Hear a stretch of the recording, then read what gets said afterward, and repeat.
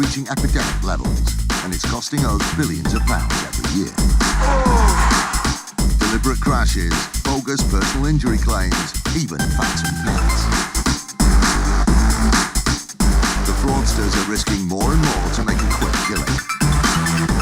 And every year, it's adding up to £50 to your insurance bill. Insurers are fighting back, armed with covert surveillance systems. There's a subject out the vehicle. Sophisticated data analysis techniques. And highly skilled, dedicated police units. Police, don't move, stay where you are! They're catching the criminals red-handed.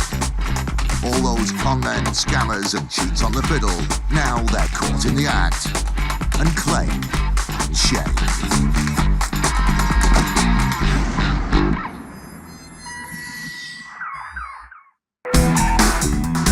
It's man versus the food life, as a trip leads to a huge personal injury claim. There is a more sinister underlying background to this. A specialist fraud-busting force are on the hunt for two men suspected of defrauding a charity. This particular case is quite unpleasant. And a 13-ton fire truck is blamed for wrecking the car. Personally, I think it's a disgrace. It's sickening.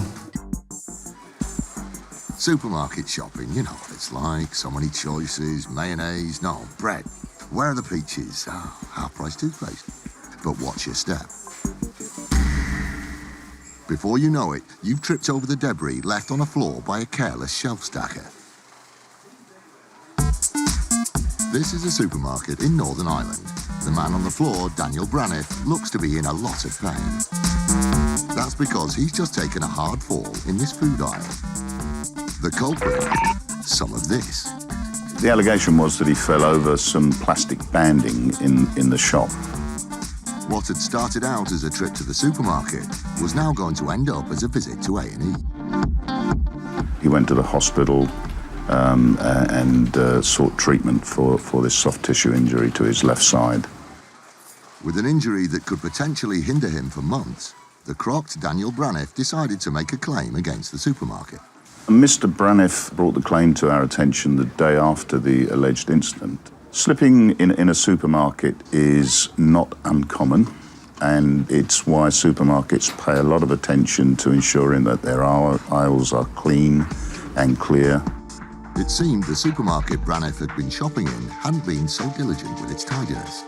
It was looking like a potentially costly mistake.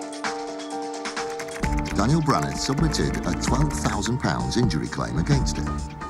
And he had a piece of physical evidence to support his claim, in the form of the plastic strap, which he'd scooped up after the accident. Solid evidence or not, the claim would have to be thoroughly checked. The expert handlers of the insurance company dealing with the case set about their work. Very soon, alarm bells were ringing. The insurance company felt that this claim needed a closer look. They requested to see the CCTV footage from the supermarket at the time of the incident. In the footage, you'll see Mr. Braniff talking on his mobile phone and walking around the store. All fairly innocuous. But when Daniel Braniff finishes his phone call, his actions take a bizarre twist. When we first saw the video containing Mr. Braniff's accident, frankly, we couldn't believe that he had the effrontery to make a claim for this. That's because the footage does not reveal Daniel Braniff innocently walking into the plastic hazard in front of him, as his claim would have you believe. Instead, it shows this. Braniff, fully aware of the plastic strapping on the floor, executing an extremely unconvincing trick. There's no sophistication to this attempted fraud at all. It is really quite comical. The whole farce begins 40 seconds before the trip. The CCTV footage shows Braniff exiting the aisle, at which point he treads on the packaging. Instantly, he puts his devious plan into action. It's quite clear that in the video he carefully tries to maneuver a piece of plastic banding around his foot, and when he's quite comfortable that nobody is looking, he then falls over. We immediately decided not to pay this claim and took Mr. Braniff to the police service of Northern Ireland, where we alleged that he had attempted to defraud us and ultimately the supermarket. Appearing in court, Daniel Braniff pleaded guilty and was sentenced to 4 months in custody, suspended for 3 years and fined £250. When we saw the footage, it was one of those that drew people around to look at it. But there is a more sinister underlying background to this, because ultimately this person is making a substantial claim for damages against the supermarket and ultimately the insurer. And it is clear out-and-out fraud. Any wannabe fraudsters should tread very carefully. In the next few months, a register of convicted fraudsters is being rolled out. Accessible to every major insurance company in Britain, anyone on the list might find it a lot harder to get cheap insurance. People should think again before they get tempted to do this, because the consequences are they will get prosecuted and their name will be put on the insurance fraud register, which will impact them in the future. Insurance fraud is on the rise, and if you have insurance of any kind, you're footing the bill. But the fraudsters better watch their backs. IFED is a 35-strong unit that works tirelessly to hunt down and prosecute insurance fraudsters wherever they may be throughout England and Wales. Through a combination of investigation, industry connections and the element of surprise, they've made over 300 arrests and stopped millions of pounds from going to the criminals, money which ultimately goes back in our pockets. It's highly likely now, if you commit any insurance fraud, you will get caught.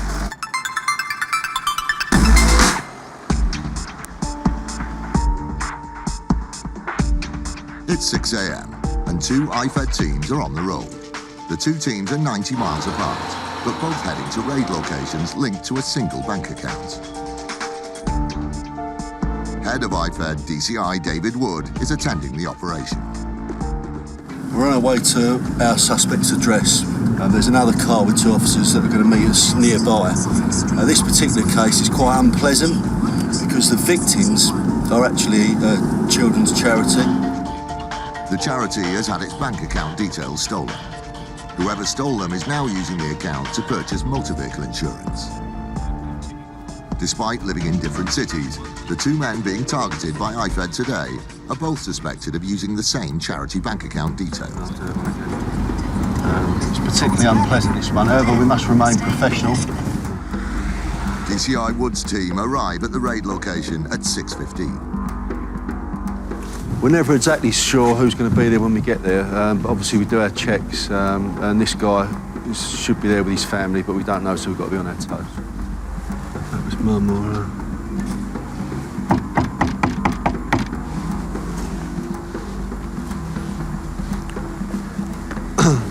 That's the IFED knock on the door.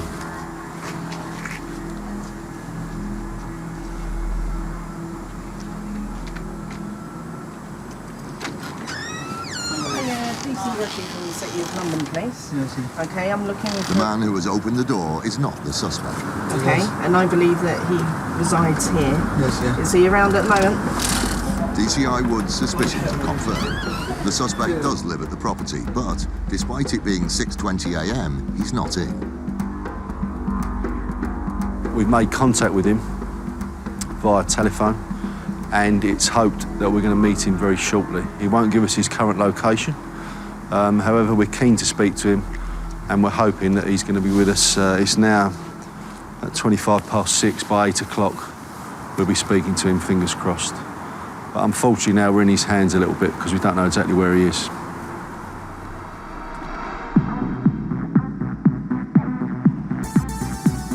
"90 miles away, the other IFED team is closing in on its raid address. We're all travelling now in convoy to the address where we hope to find our suspects.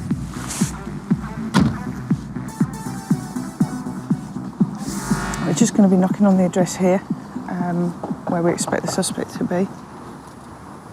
Boys, how are you? What's your name? The suspect in this address is also under investigation for purchasing insurance using the same stolen details of the same charity bank account. Just to make sure nobody else is here. The team is just checking upstairs now to see if anybody else is upstairs and see if our suspect's here.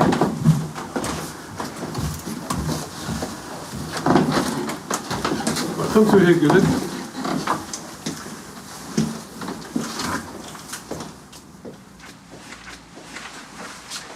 Right, as I said, I'm in the City of London Police, in the Insurance Fraud Enforcement Department, okay, in the Economic Crime in the City of London Police. What we're here for today is an inquiry in relation to an insurance policy that was taken out with fraudulent bank details. Okay. Right, and we don't believe that the person who took that policy out, the car was registered to you, it was your vehicle, taken out over the internet. We don't believe that that person had permission to use the bank details to take out that policy, okay? I believe that you're responsible for that, and as such, I'm arresting you for fraud by false representation. You do not have to say anything that may harm your defence. You do not mention or question something which you like to rely on in court. Anything you do say may be given in evidence. Highfed is closing in on its target. The man on the left is very angry, and with good reason. He's just had a very frightening experience. He was in the passenger seat of the black car when a fire engine smashed into it. He claimed that we hit his vehicle with sufficient force to actually lift it up off the ground, push it towards the pumps on the station forecourt, and as a result of that heavy collision caused him whiplash injuries. A fire engine is not the kind of vehicle you want to tangle with. The average fire engine is 7 metres long, 2.5 metres wide, and weighs in at a hefty 13 tonnes. It's easy to understand how a behemoth like this could wreck a car and damage your neck in one swipe. Immediately after the crash, 2 men came over to our vehicle. Our driver and the officer in charge of the vehicle got out, had a word with them, had a look at the damage to their vehicle and the minor damage to our vehicle, exchanged all our insurance details, and then we basically got back on the fire engine and left the scene. The claimant's whiplash wasn't going away, and there were further complications to come. He claimed injury to his neck, his shoulders, which was quite severe for the first 2 months.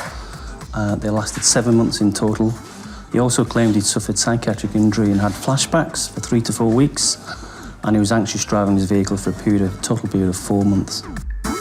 The severely inconvenienced crash victim decided to make a claim against the Greater Manchester Fire and Rescue Service. That claim was valued about £10,000, taking into account his damages, his own solicitor's costs and the cost to the Greater Manchester Fire Service. It was an annoying situation for the fire service. Because it self-insures, the £10,000 was going to have to come out of its own pockets. This isn't something whereby the insurers are being affected by it. It's actually the public organisation that's being affected by it. And any kind of money that goes out of the organisation without good cause will have an impact ultimately on frontline services. Before the £10,000 could be paid out, as standard, the Greater Manchester Fire and Rescue Service needed to check their own incident report against the claim. There were some inconsistencies with the claim which caused us to look at it in detail. The fire engine suffered minor cosmetic damage to the handle of the locker and the front indicator. The firefighters hardly noticed the incident at all. They only became aware of it when they heard the car horn. Suddenly, the brakes were put on the claim. The fire crew's version of events were in stark contrast to the claimant's description of being in a car that was thrown in the air. The fire brigade, wanting to know more, decided to roll out some technology. The cameras that we have on board, there is one pointing in every direction. There's one in the front cab, there's one on either side, and then there's one at roof level on the rear of the vehicle. Luckily, one of the cameras had a clear view of the garage forecourt. Everyone was about to find out what happened on the day of the collision. Garage forecourt was quite busy on that night, and at the same time there's a car wash that wasn't that far away from where the actual vehicle was parked, our vehicle and their vehicle was parked. So then when our fire engine came to drive away from the pumps, it was a really tight turn. And here is the video footage. Just as the claimant reported, the fire engine rams into the front of the parked car, sending it and its occupants flying towards one of the petrol pumps. Hang on, did I just miss that? Nope, the car doesn't move at all. CCTV footage showed the fire engine moving off very slowly, turning across the front of the claimant's vehicle, and it shows the touching of the vehicles. You can see from the CCTV footage that the vehicle moves hardly, if at all. The collision wasn't dangerous in any way. From the CCTV footage, this was a really low-speed, minor collision, and the estimate is that we were doing less than 5 miles an hour. Flying cars, whiplash and psychological damage, all a lie. The whole claim from the car passenger was an opportunistic attempt at fraud. The outcome of this case was, once we disclosed the CCTV footage, the claimant realised the game was over. He quickly discontinued the claim before he got into more serious trouble. Unfortunately, he had to repay nearly £6,000 of legal costs to the defendant. He put himself at risk of a criminal prosecution, and it was reported in the local newspaper, the Manchester Evening News. Well, personally, I think it's a disgrace. It's sickening. These people put their lives on the risk every hour of the day, protecting us, our families, our children, our property, and this is how they're repaid by some sectors of society. It's disgraceful, unbelievable. I'd say to anybody who's thinking about making any kind of claim like this, is don't do it. We will investigate every claim that is made, and certainly every one of our vehicles has CCTV cameras which point in every direction, so we will find out that it's a fraudulent claim. On Britain's busy roads, there are thousands of collisions every day. If you're involved in one, you might want some professional help processing your claim. Who do you turn to? If you've had a non-fault claim, you might go to a claims management company after the accident for them to help you pursue your claim against an insurance company. A claims management company will help you with the complex process of paperwork, medical examinations, vehicle repair, and temporary vehicle hire. They sound like the white knights of the road, there when you really need them. That might be true of most of them, but it turns out a growing number of claims management companies are committing insurance fraud. Fraudulent claims management companies use a variety of different techniques to commit fraud, and one of their methods is very dangerous: the induced accident. So this is where a gang of criminals will take a vehicle out onto a public road, they'll pay somebody to drive that car and induce accidents. So they're effectively paying drivers to cause accidents on public roads. After tricking an innocent person into crashing into one of their paid drivers, the fraudulent claims management company will then deal with the claim that results from the induced collision. It's a big earner for the fraudsters. Crash for cash scams cost the industry nearly £400 million a year. That equates to a lot of money to all of us on our premiums. One claims management company, Cami Claims, operating out of North London, was a big fan of the induced accident. And if you were a responsible car owner with insurance, you were a potential crash target for the crooked Cami Claims. In order for the frauds that Cami Claims were committing to succeed, they required innocent members of the public to be the victims to their scams. So they were looking for people that were insured, people that were on the school run, people that were innocent members of the public that paid their premium so they could then make a fraudulent claim on their policies. They had been getting away with it for years, generating millions of pounds worth of fraudulent claims in the process. Things were looking good for the North London business, but it wasn't going to last. 10 miles across town in West London, a powerful enemy had clocked the fraudulent claims management company and was closing in. In the summer of 2012, D.I. Hindmarsh and his unit were in the final stages of an investigation into Cami Claims. We received information that a particular claims management company operating out of North London were involved in setting up induced collisions and then dealing with the claims and obviously reaping the rewards of the financial benefit. Strengthening their position, the Met Traffic Unit has many allies in the world of insurance. One of them is the Insurance Fraud Bureau. It has access to information about nearly every insurance policy in the country. That amount of information gives you a serious advantage when tackling fraudsters. A key part of the role of the IFB is to find the trends and patterns that are invisible to other parts of the industry. And very quickly, a pattern emerged. And when we started to look at the claims that were connected to CAMI claims, there were a suspicious number of similarities between all the accidents. And if you had a genuine claims management company, you'd expect them to deal with a variety of different types of claims. The Met Traffic Unit and the IFB were closing in. And it seemed that CAMI claims' penchant for causing crashes could be their downfall. CAMI claims were using very similar methods for all the claims that they were pursuing. They were induced accidents, and they were all in the London area, and the accidents that were taking place were commonly on roundabouts or slip roads. The evidence was stacked against the still active fraudulent claims management company. DI Hindmarsh was ready to pounce. In the summer of 2012, we filmed the Met Traffic Unit as they brought down the fraudulent CAMI claims. They were an organised criminal gang that needed to be stopped. Once we were happy, we'd looked at all of the evidence that we had. We took the steps to obtain a number of search warrants. I'm outside the accident management company now. On the day of the raids, we did 3 search warrants. One on the claims management company, which resulted in some cash and some fraudulent documents being recovered.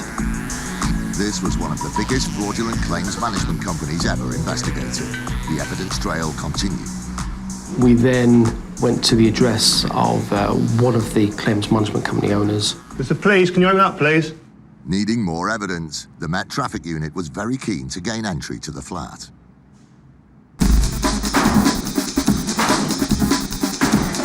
We seized a number of documents from that address. There was a great deal of paperwork seized. I think it related to somewhere in the regions of 250 claims that they were currently dealing with on behalf of customers. DI Hindmarsh and his unit hadn't just come for paperwork. They were also going to take the tools of the trade from the fraudsters. We also seized around about 10 cars.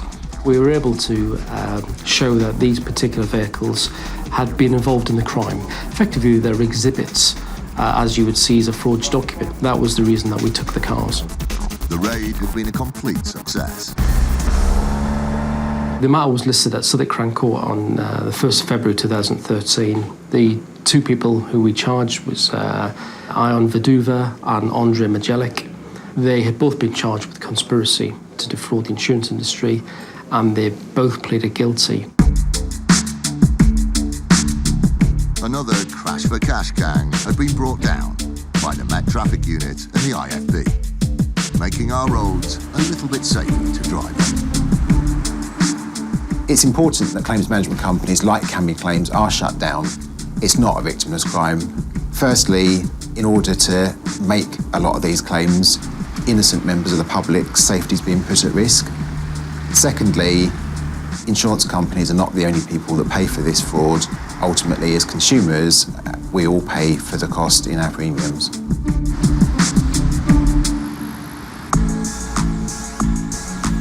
Today, the Insurance Fraud Enforcement Department, IFED, is tracking down 2 suspects 90 miles apart.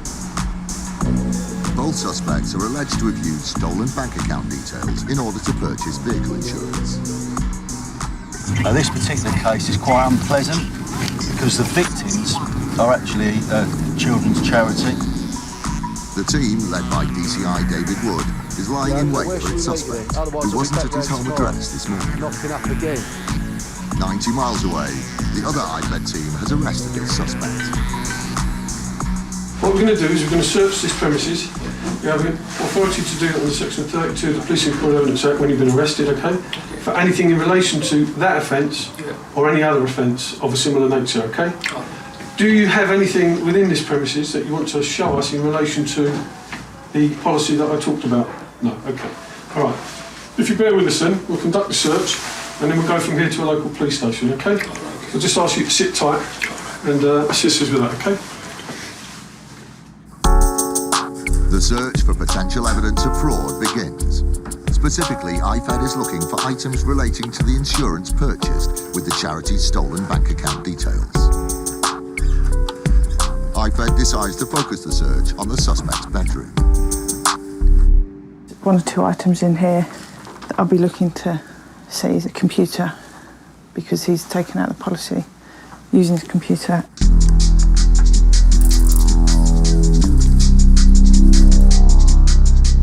A cluttered surface in the suspect's room draws the attention of DI Angela Rogers. Okay, that's just a mobile phone that was on the top of the chest of drawers.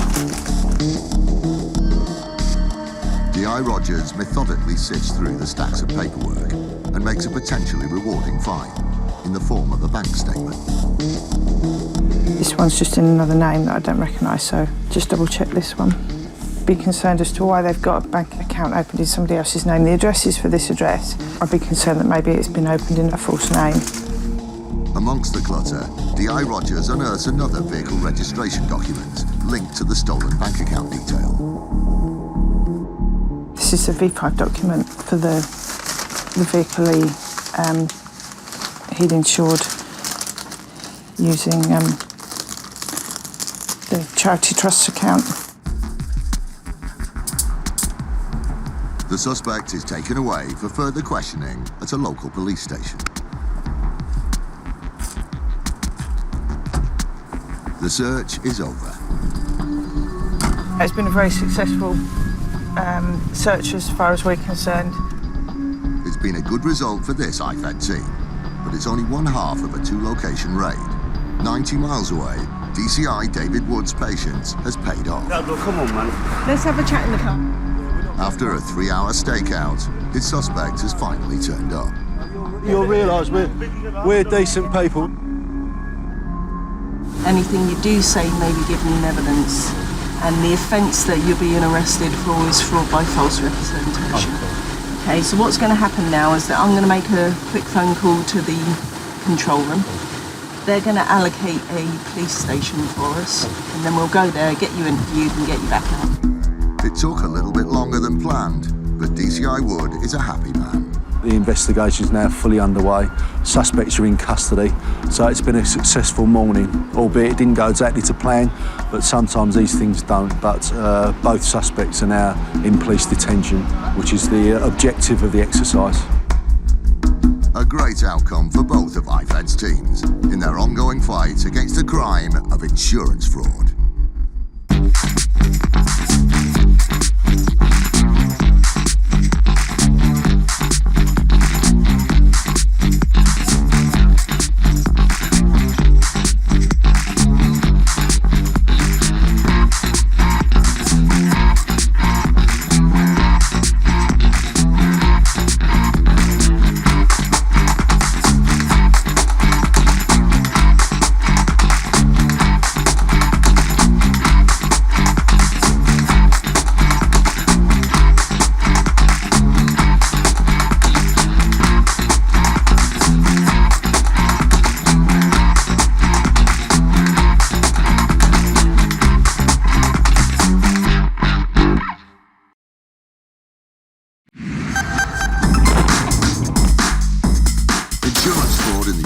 Is reaching epidemic levels, and it's costing us billions of pounds every year. Deliberate crashes, bogus personal injury claims, even phantom pets. The fraudsters are risking more and more to make a quick killing. And every year, it's adding up to £50 to your insurance bill. Insurers are fighting back, armed with covert surveillance systems. The subject out the vehicle. Sophisticated data analysis techniques. And highly skilled dedicated police units. They're catching the criminals red-handed. All those con men, scammers and cheats on the fiddle, now they're caught in the act and claimed and shamed.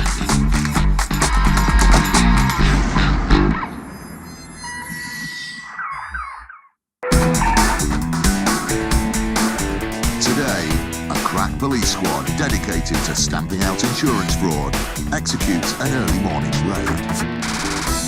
Our job will be very easier if you tell us where your paperwork is. All right, no problem. We'll search the whole place. No. A man who claims he's too disabled to work is caught lugging kitchen units at a warehouse. It was quite galling.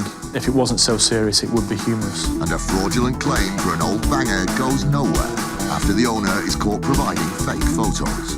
One of the photographs that he'd supplied was a direct lift from a website of a Bentley dealership. Building sites are known for strict health and safety regulations, but accidents do happen. In 2005, a fall from a vehicle like this resulted in a personal injury case so fiercely contested that it led to a change in the law. David Spencer from law firm Berryman's Lace Moore worked on the case. He started by looking into the man at the centre of the claim, Sean Summers. He says that he slipped from a stacker truck, which is a kind of JCB type vehicle. The injuries that Sean sustained were a fracture to his wrist, which was relatively minor and relatively straightforward. The fracture to his ankle was quite serious. It required pins being put in and a second operation for a bone graft.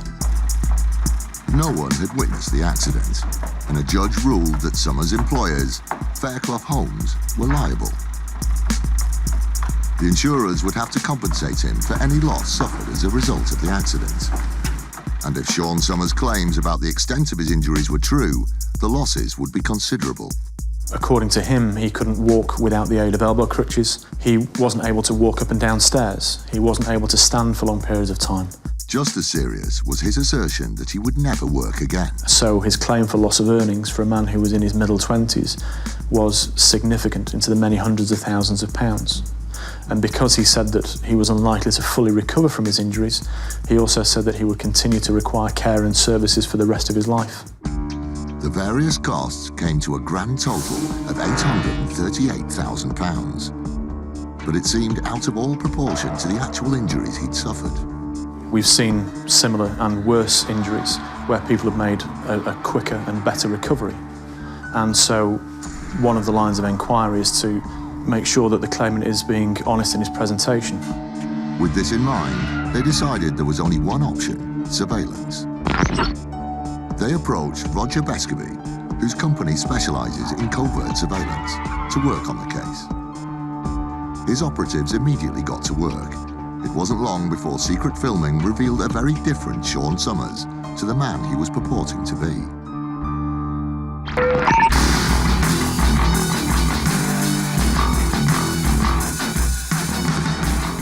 Here was a guy who was showing no signs of disability. There were certainly no walking aids in place. He boarded and alighted a vehicle very easily.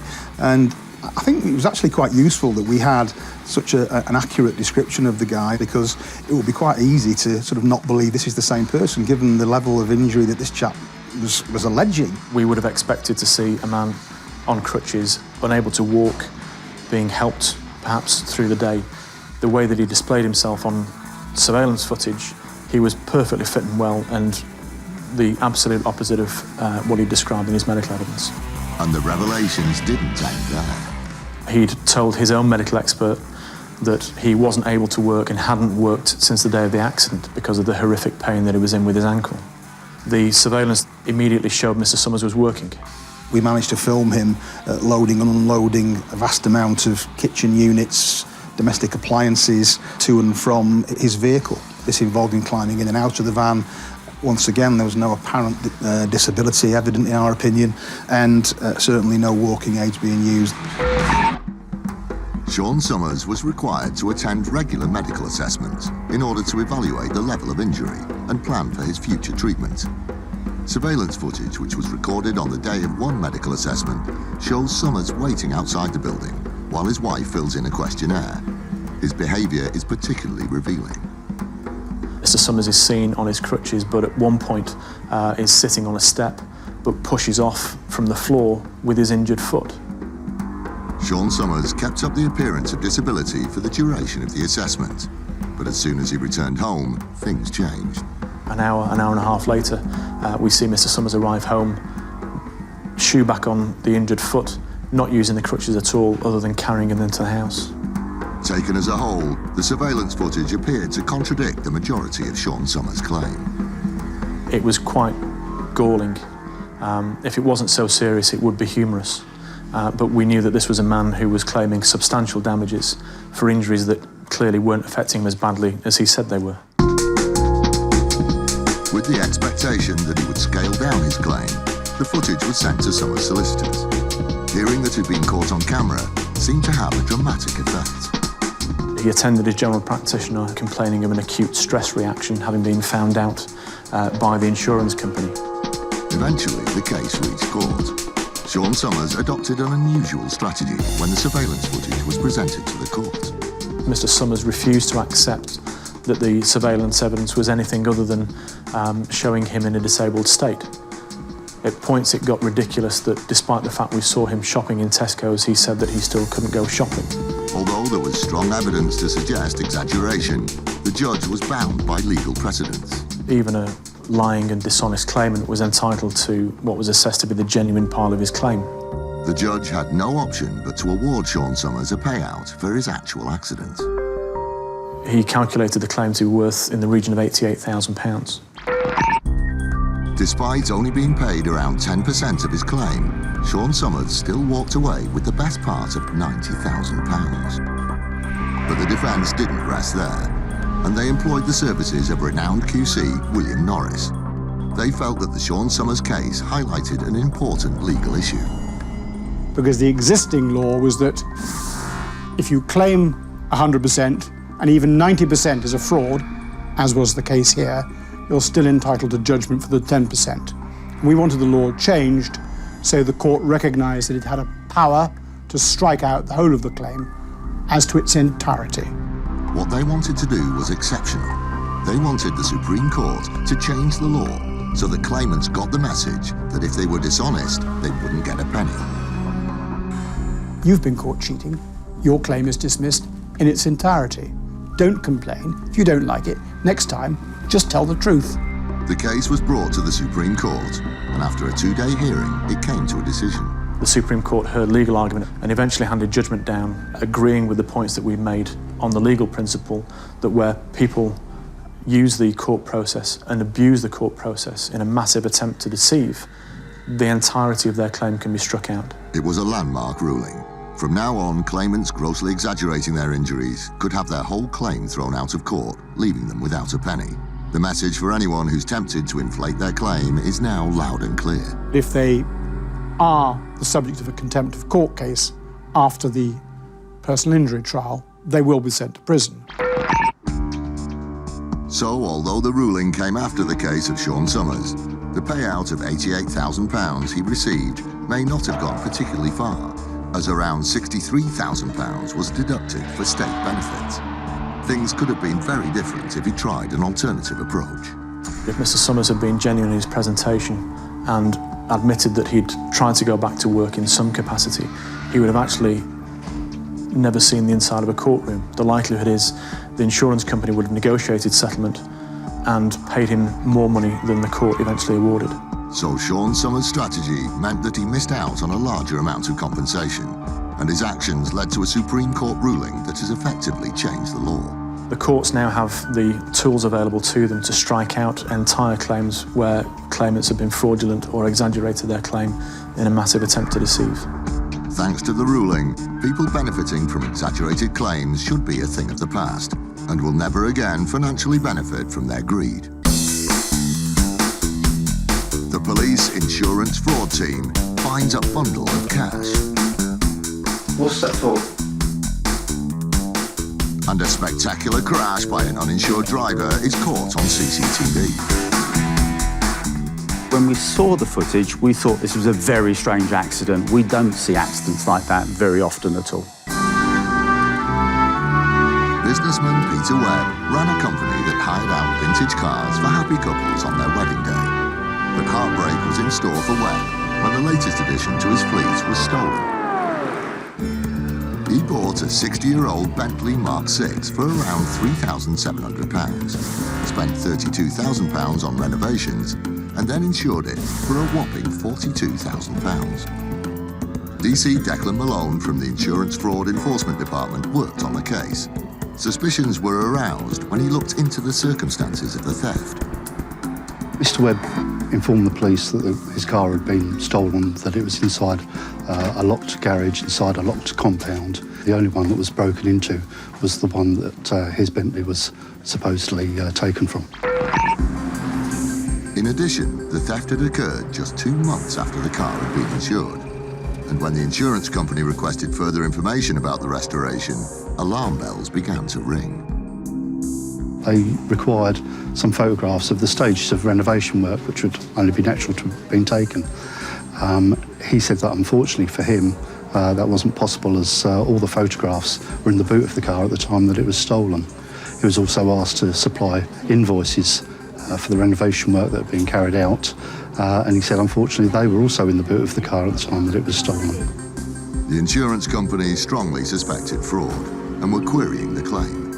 Curiously, this appeared to jog Peter Webb's memory. He then remembered that he'd managed to have some of the photographs captured on one of the computers that he'd given to one of his grandchildren, and he supplied those photographs to the insurance company. But these images painted a different picture and confirmed that there was something seriously suspicious about the claim. One of the photographs that he'd supplied was a direct lift from the website of a Bentley dealership. He tried to pretend a photo of a pristine vintage Bentley he'd found on a website was a picture of his car. The insurance company immediately passed the case to the police. As part of the investigation, IFED went to the mechanic who'd recently performed an MOT on the car. He said that the car that he MOT'd was in a tatty state, is how he described it. He didn't think that it was the same vehicle. In addition, investigations revealed that the man who was said to have performed the extensive renovation work had since died and would have been far too ill to do the job. DC Declan Malone then asked renowned Bentley expert Ken Lee to look at the other photographs, and yet more inconsistencies were revealed. We thought that the car in the photograph was a later dated car than the one that he purported to own. I think his was built in 1949 and the car in the photograph was 1952. And it's between 1950 and 1952 that the engine changed and the exhaust system changed, and that was the first giveaway. He unfortunately picked a car which was very different in its individual features from the one that he actually owned. The car Peter Webb owned and the car in the photos were completely different. He'd pilfered pictures from the internet to pass off his shabby old banger as a pristine restoration job. He was hoping to collect £42,000 for a car worth a fraction of that price. But the most important piece of evidence was still to come. The truth behind the other photo revealed just how far he'd been prepared to go with his fraud. Mr. Webb had taken out a Bentley from a Bentley dealership for a test drive. He'd been allowed to use the vehicle for about half an hour, during which time he fitted it with false plates and had photographs taken. He then supplied the photo to the insurance company, claiming it was of his own car. By now, IFED had overwhelming evidence of fraud, and the case proceeded to court. Initially, he pleaded not guilty, and it wasn't until right up until the day before the trial that he actually pleaded guilty. Mr. Webb was fined £10,000, ordered to pay £1,375 in compensation to the insurance company, £1,000 costs, plus a £15 victim surcharge. If Mr. Webb defaults on the £10,000 fine, he's been given 6 months imprisonment. Despite going to some effort to provide fake photos, Peter Webb was unable to cheat his way to a fraudulent payout and has ended up with a criminal record and a huge fine.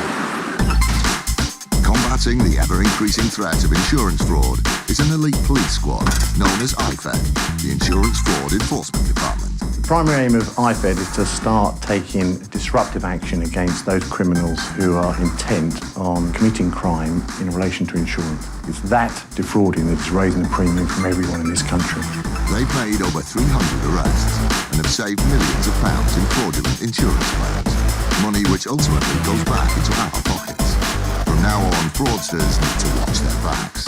We'll do intelligence gathering, sometimes surveillance on individuals, sometimes a lot of detailed research in the background. We'll decide when the time is right to take down people, and that means often execute search warrants where necessary. We'll force entry into premises if we think evidence could be lost. In only 18 months, we've arrested over 300 people. We will start to see a reduction in the insurance fraud in this country, which is ultimately what we're aiming for. It's highly likely now, if you commit any insurance fraud, you will get caught. Police, don't move, stay where you are! At any one time, IFED's officers are juggling multiple ongoing investigations. Another one of DC Declan Malone's cases has reached the point where the team is ready to stage a raid. He believes that a specific traffic incident relates to a suspected motor insurance fraud. DC Malone and the team have hit the road early, so they can pay a visit to the man at the centre of the case. Going to the home address of a taxi driver who was carrying 5 juveniles when he, we believe, induced an accident whereby he slammed on his brakes and a marked police vehicle went into the rear of him. After the accident, claims for personal injury were then allegedly made on behalf of the juveniles who'd been in the taxi, but without their permission or the permission of their parents. The suspicion is that a third party was potentially fraudulently making the claims with the intention of lining their own pockets. Other raids are taking place simultaneously, which are focused on third-party suspects believed to be connected to the potential fraud. So we're going along now this morning to see if we can arrest this guy and see what he's got to say. The team has also obtained a warrant so they can search his house. Today we're looking for evidence of association to see if he's got connections either with the other individuals that are being arrested elsewhere and also claims management company. The IFED team never knows what lies in store on a raid, so today the local police force is providing backup. They gather outside the house, taking care to cover all possible exits. Suspects have been known to flee or try and destroy evidence, so it's important to try and minimise the chance of this happening.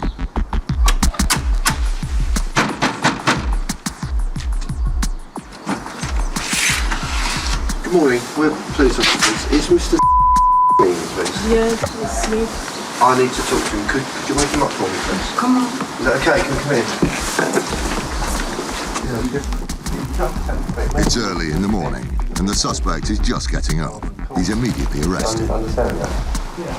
So the time by my watch is now 2 minutes past 7. So if you just put on your trousers, but I need to watch it. Yeah. So once you get dressed, we'll explain the rest to you, all right? Yeah. With the suspect located and detained within minutes, it's been a successful start to the raid. But the team needs to get the search underway as soon as possible. If you tell us where your paperwork is what we're looking for. Sorry? Your paperwork, any insurance documents or anything like that. It's much simpler and quicker if the suspect cooperates, but he initially seems hesitant. All right, no problem. We'll search the whole place. No. The papers are in. Have a look in if you can find anything which you are looking for. Yeah. In there. Anything. Before being taken away for further questioning at a local police station, the suspect is asked to empty his pockets of anything he doesn't need. And we'll walk in. Yeah. It turns out he's carrying a huge bundle of cash. We've found £1,000 in cash. We've spoken with the person who's been arrested. The IFED team decides not to look into the money there and then, preferring to investigate it at a later date. At this moment in time, because you're arrested, we're going to take you to the police station while we are here searching the premises. Anything we take, we'll record down and we'll leave a receipt here with you. Yeah, no. If we'll take him away then, we'll conduct our search, yeah? Yeah, that's fine. Finally, the suspect is on his way. He'll be questioned at a local police station, and the interview will form an important part of the investigation. Meanwhile, the search gets underway in earnest inside the property. The team don protected gloves so that they don't contaminate any potential evidence. Okay, gentlemen, we know what we're looking for, yeah? Yeah. Any sort of documentation. All right, we'll start upstairs then. Okay. We're looking for things that associate him with the accident that we're investigating. We're also looking for articles that will associate him with the others who have been arrested. Diaries, hopefully, telephones, storage devices that may have the other suspects' details on them as well. We may have sketch plans of accidents that have been induced, and anything really that may link him with that type of lifestyle. That's the vehicle that was involved in. DC Declan Malone immediately makes a useful discovery. Yeah, I've just found a DVLA form, which is the taxi that was involved in the collision. It's a copy of that, which ties him into the vehicle. It's important to back up the case with supporting documentation. There's also a copy of a report made to the local council about the accident at the centre of the case. It ties him in with the occurrence that we're investigating. There's nothing on its own that's going to hang it. He obviously, if he maintains his story, that it was a genuine accident, that's the kind of thing that we would expect to see. It seems that this isn't the first personal injury claim connected to the suspect. It's only a previous claim that he'd made for personal injury, but he hadn't pursued. The vehicle at the centre of the case is parked outside the residence, and it's not long before it too yields possible evidence. We're actually looking for documentation from insurance companies. We're also looking for mobile phones which may contain evidence. And as you can see, there's two in the glove box of this vehicle. It's just a handwritten letter describing an accident where a cyclist rode into a car. It forms part of the investigation and might lead to further inquiries that need to be investigated at a later date. Back inside, there's further potential evidence that the suspect has been involved in previous insurance claims. Yeah, we've got a few bits and pieces that obviously tie him in, into the vehicle, and we've got some other documentation we found where the vehicle has been involved in a previous similar accident that it would seem as though it's been paid out for. It's just reference another road traffic collision that happened. It looks like he's a witness to it. So it may be nothing, but it's obviously another road traffic collision around the similar sort of time to the road traffic collision that we were looking at. And we'll be able to find the paperwork for it and just check and see exactly what it was all about. IFED is turning up evidence of a number of previous collisions. The information will be fed into the investigation to see how it fits into the bigger picture. DC Malone then finds something concerning the suspect's financial situation. Indicates the amount of debt that he's in, really.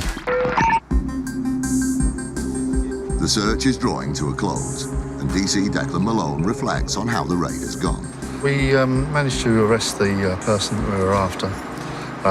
We've conducted a search of his home address. We've come up with some documentation that links him to the vehicle that was involved in the report-induced collision. We've also got some documentation that shows that that vehicle was involved in other collisions previously. We'll just see what he's got to say. With regard to the accident, he'll be bailed after we've interviewed him, and he'll be interviewed on another occasion when all the available evidence will be put to him. It's been a long day, but the search has turned up a variety of potential evidence. IFED is determined to win the fight against fraud, and will do whatever it takes to stop criminals whose greed adds to the rising cost of insurance policies, an offence that costs all of us money and endangers the lives of innocent road users. Claims handlers in the next case were immediately alerted by the short space of time between motor insurance being taken out and a claim being made. Richard Davies is head of fraud at AXA UK. We first heard about the policy around about 20 to 4 on the 24th of November, so less than 12 hours afterwards we had an accident reported to us. When we've got a small gap between a policy being taken out and a claim being reported, it often rings alarm bells inside an insurer. As part of the claims procedure, the policyholder was asked to describe the accident. They clipped the wing mirrors of another car that they were passing, and then in reversing back to talk to the person they'd had an accident with, they collided with another vehicle, and that had caused the vehicle to roll over. It was a serious accident, that had caused a lot of expensive damage to several vehicles. The investigation into the claim revealed further cause for concern. The credit card payment which we took to pay for the policy bounced. It was then that the insurer was alerted to a piece of evidence which blew apart the claimant's story: CCTV. When we saw the footage, we thought this was a very strange accident. We don't see accidents like that very often at all. The CCTV footage actually came from the third party whose vehicle had been damaged as our policyholder reversed back into them. They worked in an education institution which had CCTV cameras at the doors, and the timestamps on that film told us when and where the accident actually occurred. The accident had been reported to the insurer on the 25th of November. The claimant said the accident had happened the day before, on the 24th of November at 3:45, just 5 minutes after the policy had been taken out at 3:40. However, the CCTV told a different story.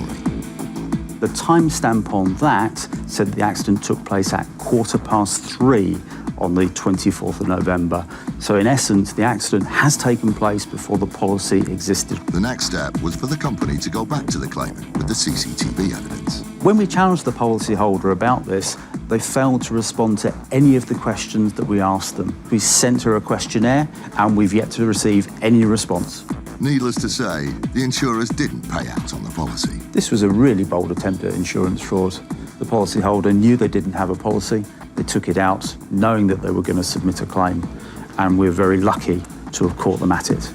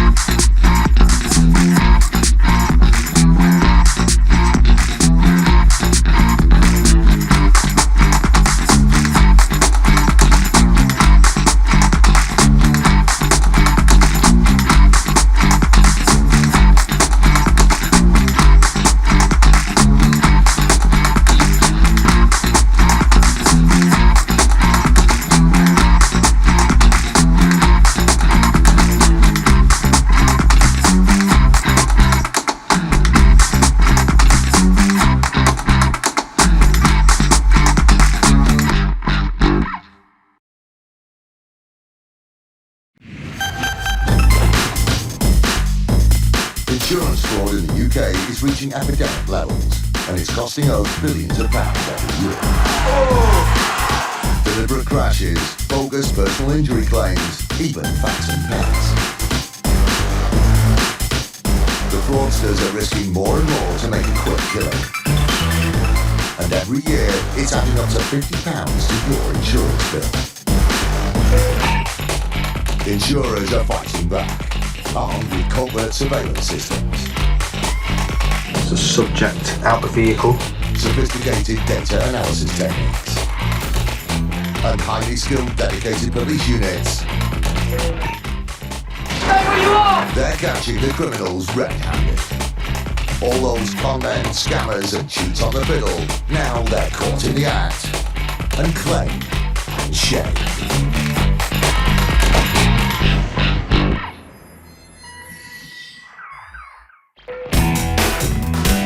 Today, a concrete bomb goes up in smoke and things get heated for a pair of fire-starting fraudsters.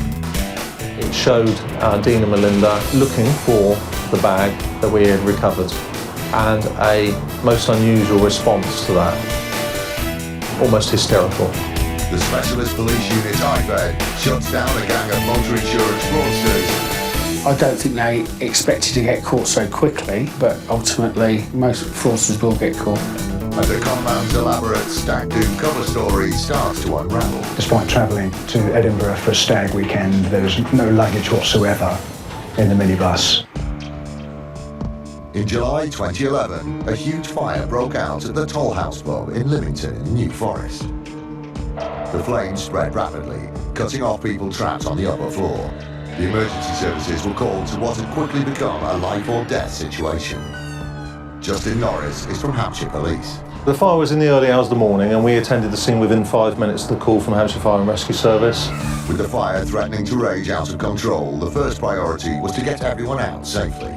Duncan White is a crew manager with Hampshire Fire and Rescue Service who attended the scene. It was a very severe fire. You could see why the people were trapped in the upstairs rooms. The fire in the stairwell was the reason why the people were trapped at the first floor, because it compromised their means of escape. At great risk to their own safety, the fire officers entered the building and managed to get everyone out, undoubtedly saving their lives. According to the emergency call from Dean and Melinda Thomas, who owned the pub, the devastating blaze was the result of foul play. They suspected a burglary or somebody who tried to break into their premises. We started to treat it as a scene of a crime. The fire was so intense, it was a miracle that no one had been seriously hurt. The whole pub was completely 100% smoke damaged. With the blaze finally out, the police began their investigation by talking to the owners about the events of that night, in particular the suspected burglary. Dean had been awoken, had come downstairs, having heard a noise of smashing glass, looked around the premises, didn't find anything to start with, went back upstairs. Within half an hour, the fire alarms had gone off. He then alerted the rest of the people in the house, and he discovered a fire downstairs. Dean Thomas believed that the burglar was after the pub's takings. He reported that some money had been stolen from downstairs and that they tried to cover their tracks by causing this fire. However, there was a fundamental problem with his version of events. It's highly unusual for a burglar to break into a premise and to set fire to it without any other motive or reason to do so. Dean's story simply didn't ring true, and suspicions were immediately aroused. The police examined the scene of the fire for further evidence, starting with the smashed window, which, according to Dean, was the burglar's entry point. You couldn't have possibly got into the premises without disturbing the glass fragments on this windowsill. They weren't disturbed at all. Their next discovery threw even more doubt on Dean's story.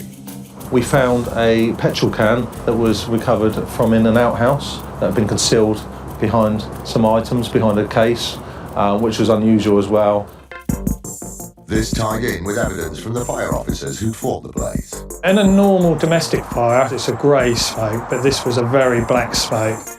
The colour of the smoke and the discovery of the hidden petrol can seemed to indicate that the fire had been fuelled by an accelerant such as petrol. Dean's story was unravelling fast, and the police looked into the couple's finances as a possible motivation for arson. It became really apparent quite quickly that Thomases were in significant debt. Evidence was mounting on all sides that the fire had been deliberately started by the Thomases for an insurance payout, but conclusive proof was lacking until a chance discovery in the grounds of the property. We recover a bag of clothing.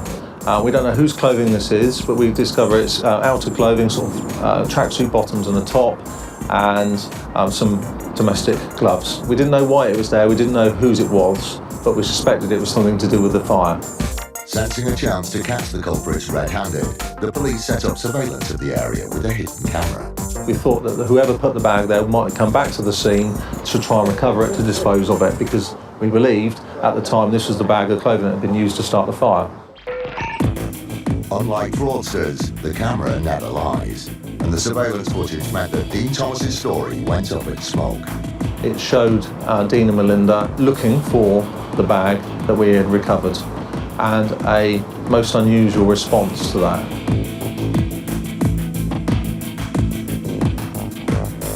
Almost hysterical. It looks like they're arguing about it, and Melinda has thrown her arms around a little bit as well.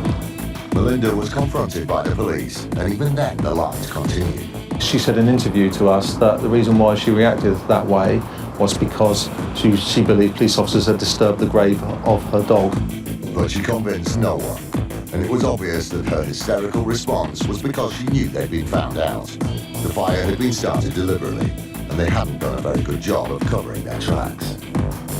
It was quite clear that the motive was financial. They had wanted to get out of the contract with the brewery, whose premise as it was, and already done that, already asked to do that prior to the fire taking place. The case eventually reached court, but despite the weight of evidence against them, unbelievably, the couple maintained their innocence. During the trial, they pleaded not guilty, and it was a jury that convicted them. Dean Thomas was sentenced to 6 years in prison. Melinda Thomas was sentenced to 3 years in prison. Not only had they been driven by greed, but worse, they'd endangered the lives of the people in the pub and the firefighters who put out the fire. The heavy sentences reflected the seriousness of their crime. Unfortunately for them, unfortunately for everyone else, the truth came out and we found out what happened in the end.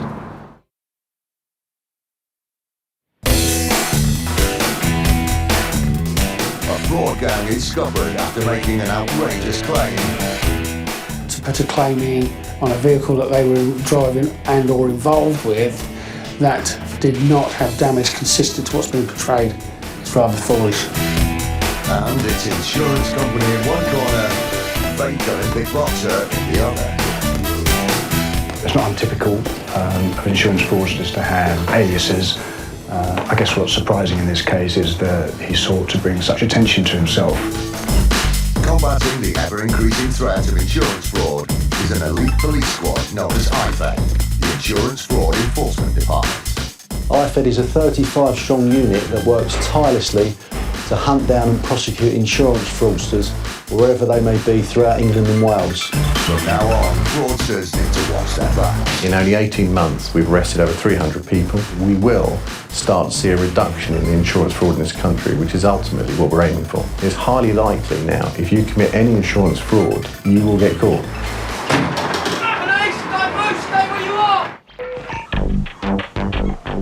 In 2012, IFED travelled to Torquay to carry out a raid on a gang of fraudsters believed to be behind various multi-vehicle accidents. The collisions were staged in order to cash in on motor insurance policies.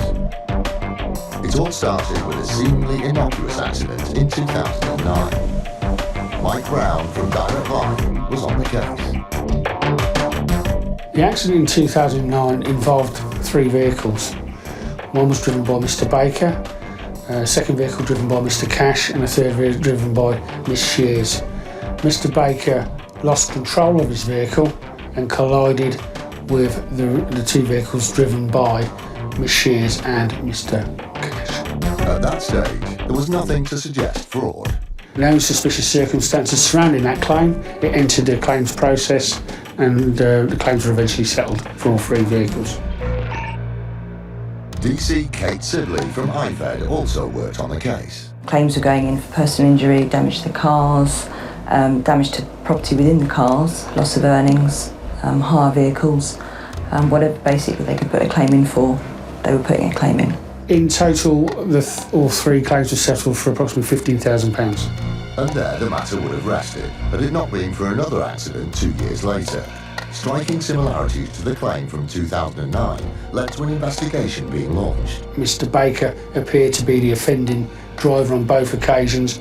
There was 3 vehicles again involved. All parties knew each other, raised concerns. All those involved in the accidents were linked and alarm bells started to ring. The cars from the second accident were then examined by an expert employed by the insurers. The crash investigator basically said how they're saying the accident happened didn't match up with the damage to the vehicles. So in his opinion, it was unlikely that it actually took place. To put a claim in on a vehicle that they were driving and or involved with that did not have damage consistent to what's being portrayed is rather foolish. They made a big mistake, and this alerted the insurers to other aspects of the claim which raised suspicions, not least the huge amount of money involved. In total, £80,000 was the amount of claims that would have been paid if we had not have intervened. That intervention came in the form of an early morning IFED raid. The team started with a visit to Jonathan Baker, the man who'd driven into the back of the other vehicles in both the accidents. It was 6:30 in the morning when the IFED team arrived at the address. The father of the suspect came out to meet them and wanted to know what was going on. I'm from the City of London Police. It's my ID, sir. We're looking for Mr. Jonathan Baker. What's it for? We want to speak to him in connection to an insurance fraud that we believe he's involved in. That's all the detail I can give you, sir. Right. Okay. I can speak to him more about it, but I can't yourself. I take it you are, you're his father? I'm father, yeah. Okay. Yes, he is. He's in bed and he doesn't need to be disturbed. Well, we need to speak to him, sir. he revealed that his son was in, and Baker eventually came to talk to IFED. I understand you're off work at the moment. That's right, yeah. Okay, we need to speak to you today. Okay, we need to take you to the local to Torquay and interview you in relation to a matter that's been referred to us. Right. In relation to what we suspect is insurance fraud dating back to January of last year. Right, okay. Okay. That's it, basically. Yeah, Jonathan Baker, you're under arrest, 7 o'clock, okay? You have standing man, bench for not mentioning one question. Subject to in court, and if you can do so, make giving evidence, okay? He was taken down to the local police station for further questioning. All right, mate, just take your seat in there behind the passenger seat, please.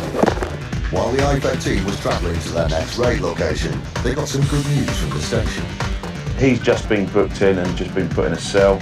He just came out with it, indicated that he knew what it was all about, and said that he didn't see any point in lying about any involvement. So I don't know what he's going to say on the interview. We obviously didn't question him any further, but he asked if we were picking up any of the others that were involved, was his exact words. So what exactly that means, I don't know. It was the breakthrough the case needed. Although the raid had started well, there were still 2 crucial arrests to make, and the team had to stay focused. When they arrived at the next address, they immediately knew they were at the right place, because parked outside was a vehicle that was central to the case. Oh, his car's there. That Mazda is pretty much what it's all about. There's a bright green Mazda RX-7, which had been modified at the garage. It won numerous awards for the modifications to it and was on the front of several magazines. The car belonged to Carter Oram, the man involved in the second crash. IFED believed that this had been deliberately staged to fund expensive modification work on his Mazda. Despite the presence of his car, the suspect believed to be at the second location wasn't Carter Oram. It was a man thought to have allowed his details to be used for one of the fraudulent insurance claims. The team secured the exits and prepared to enter through the main door. After they'd identified themselves, the suspect cooperated by letting them in. Firstly, okay, I need to speak to you today regarding an allegation that's been made where it's alleged that you're involved in a conspiracy to defraud insurance companies. Right? Hear me out, yeah?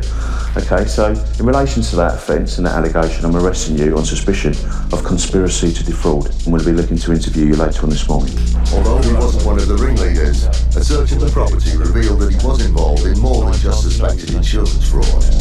A number of things were seized there, including the cultivation of cannabis, which the local police dealt with.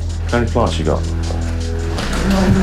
9. I'm further arresting you on suspicion of cultivation of cannabis. I'm proper scared now. It's all right. I don't like dealing with people on the street. I smoke weed, I've got my own bombs. I just sit in here and smoke weed.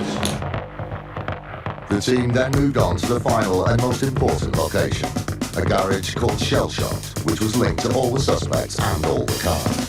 When we delved deeper into the second claim in 2011, it became apparent that Shell Shot were clearly involved in some form of fraudulent activity.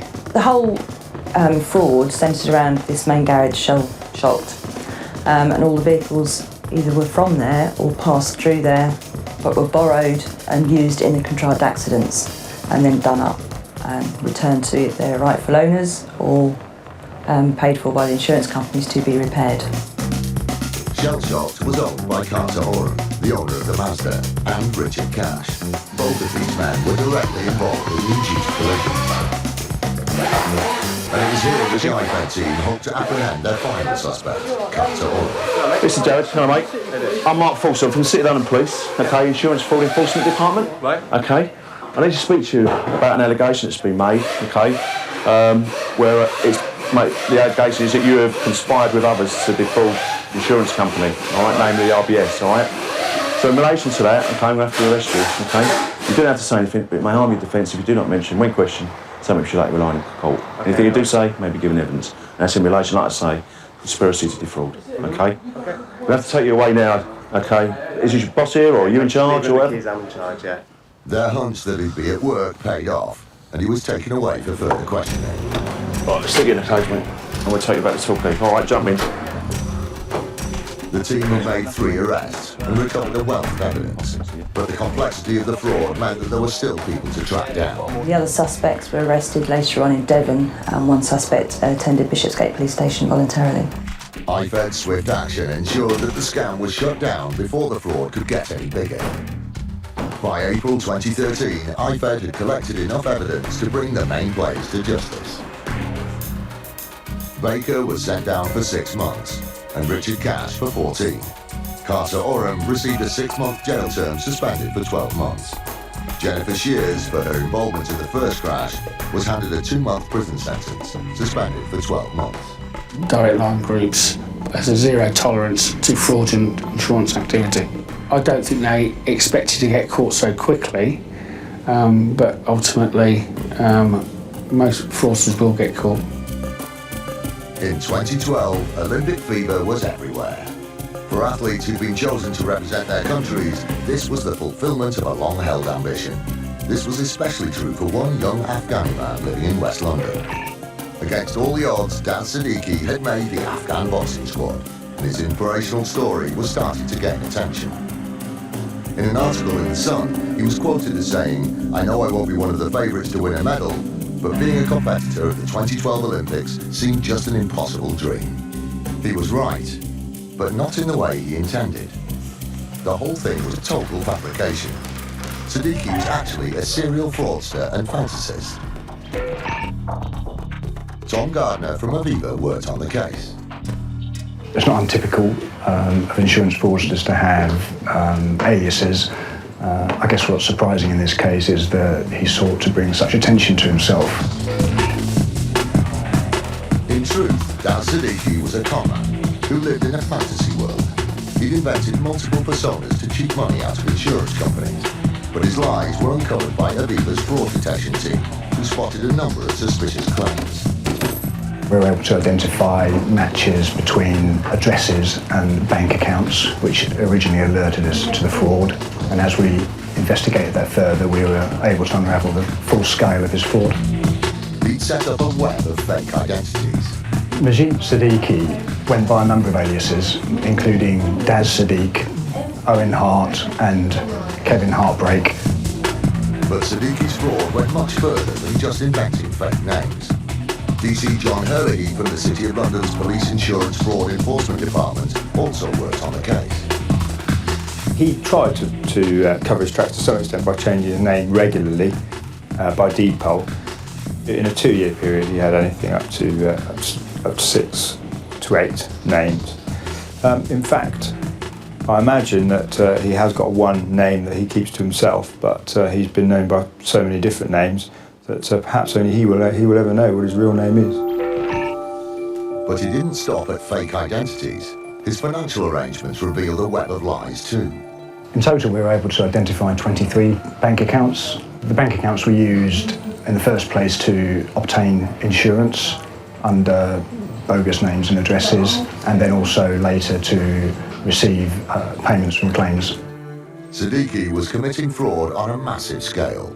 So in total, we're aware of 46 claims which were presented for bogus injuries, which on a full liability basis would have had a value of about £500,000. Siddiqui's fraudulent claims primarily involved car accidents that had never happened, with multiple occupants who never existed. He would then claim for car repair costs and personal injury compensation. Mr. Siddiqui was not terribly sophisticated. He created a company that handled all these claims, but foolishly or otherwise, claimed that company was supposed to be storing the vehicles, and he would also make personal injury claims and rent vehicles. And so to people who've worked in insurance fraud for a number of years, these things stick out. Once they'd collected all the evidence they could, the insurers handed over their findings to IFED to take the investigation to the next stage. There's some things they can't do and that police officers have to do, including tracing him through his bank accounts and through names and aliases that he'd given. Once we'd traced all these activities and put them together through mobile phone records and bank account details, it was just really a question of catching him in and making sure that he was caught red-handed, as the expression goes. by now there was enough evidence to move in and arrest him. On the day of the raid, when we went in, he was watching the TV. And one of the things that was strangest to us is that amongst his various aliases and his various guises, he'd said that he was an Olympic boxer. And he was actually watching the Olympics when we came in, but it was the rowing. So we asked him about that. You know, aren't you supposed to be boxing for the country? And he said, oh yes, he'd injured himself.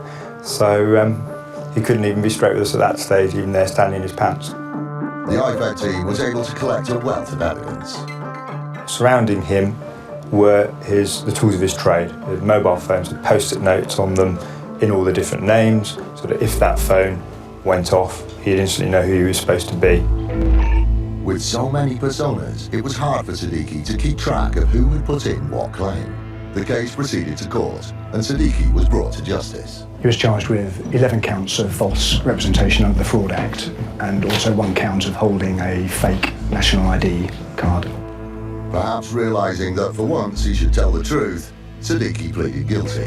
He got 18 months, which, considering he'd spent 2 years actually doing the crimes, he had at least 18 months to regret it. His elaborate fantasy existence had finally been brought to an end, and he had no one to blame but himself, whoever that was. I do wonder at the end of it, who actually knows the real Daz Siddiqui? Things you expect on a stag night. To get a bit drunk, and maybe round the evening off with a sing-song. One thing you don't expect is whiplash, but that's just what happened on Stephen Paul's stag do. The party had barely left Newcastle before festivities came to an abrupt halt, thanks to their minibus hitting a car. Aviva's Tom Gardner was yet again on the case and investigated the claim. Mr. Paul took out a new policy with us to insure his minibus and then contacted us several weeks later to report that he'd been in a collision with another vehicle. Elaine Ibbotson worked for the insurer's solicitors.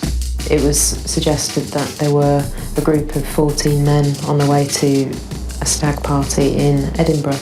They were travelling in the minibus, and it was alleged that shortly after starting their journey, the minibus driver had left the main road north and had pulled off, I think, to visit a shop.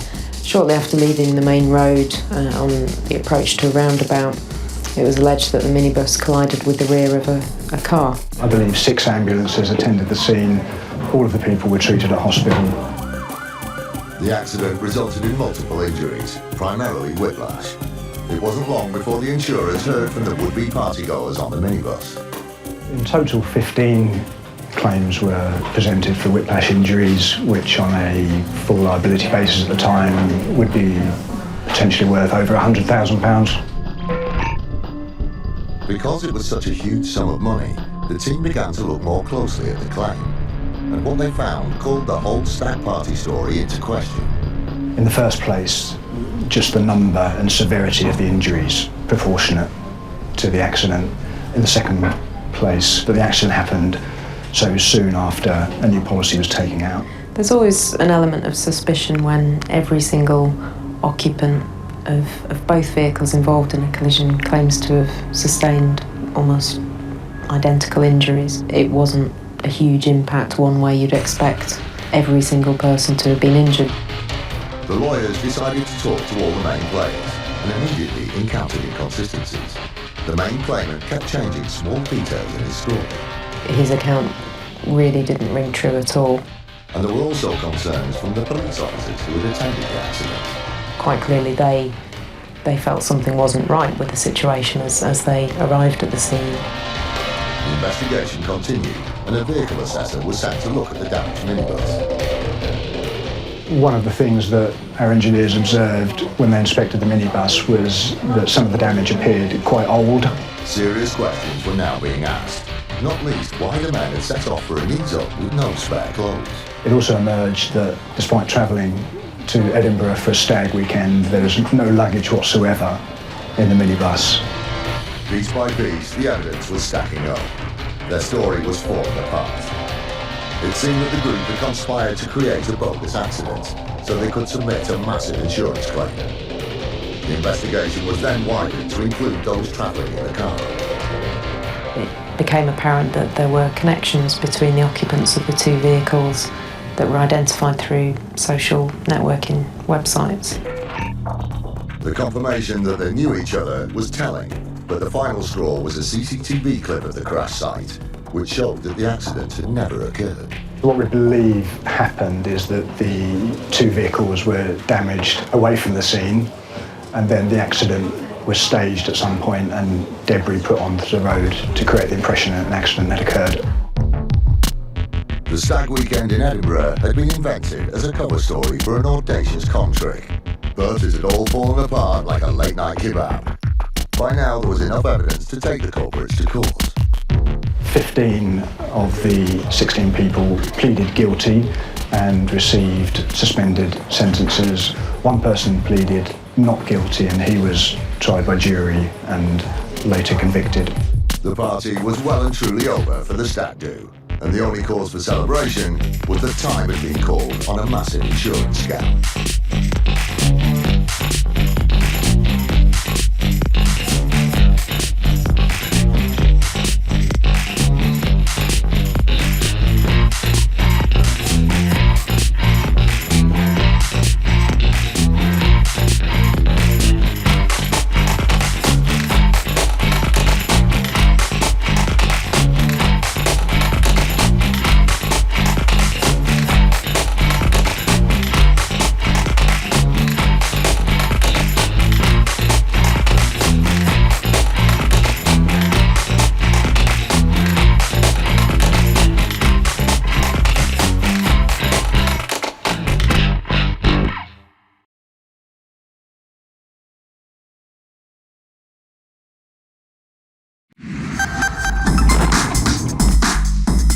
Insurance fraud in the UK is reaching epidemic levels, and it's costing us billions of pounds every year.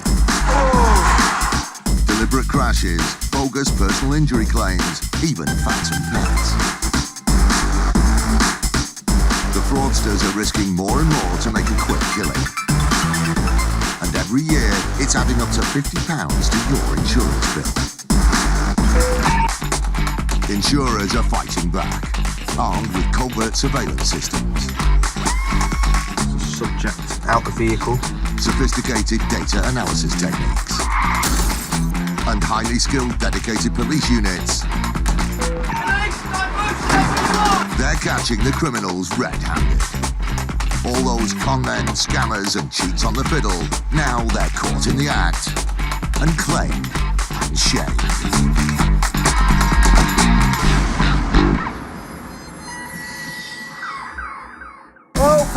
A specialist police unit coordinates a swoop on 3 suspected fraudsters. Open the door, Phil, get forced open.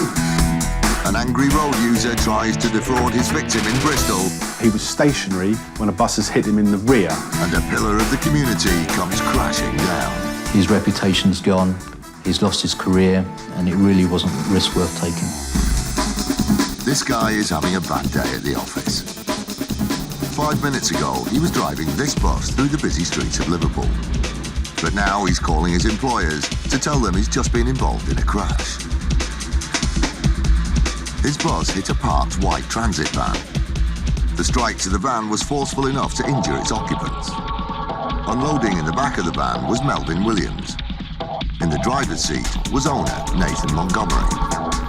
Mr Montgomery alleged that an Aviva bus had hit his parked van when he was sat in the driver's seat and a passenger also in the van with him, and said he'd been jolted sideways and backwards and he'd also hit his head on the windscreen.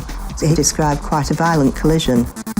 After exchanging details, the white van and its rattled occupants drive away.